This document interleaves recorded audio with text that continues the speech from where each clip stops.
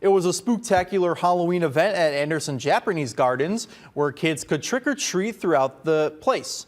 Though Halloween isn't until Thursday, kids were encouraged to wear those Halloween costumes.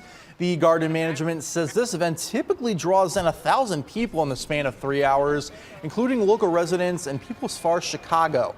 They said today's event was greater than expected because of the fall foliage covering the gardens, and they were busy even before the event started. People like to come out, they like to be able to explore the garden. We've got it decorated, we've got spooky graveyards, so they get to also take advantage of the fall color sticking around longer than usual. So that's usually they're kind of already past when we do this event, so this has been even better. And plus it's gorgeous out.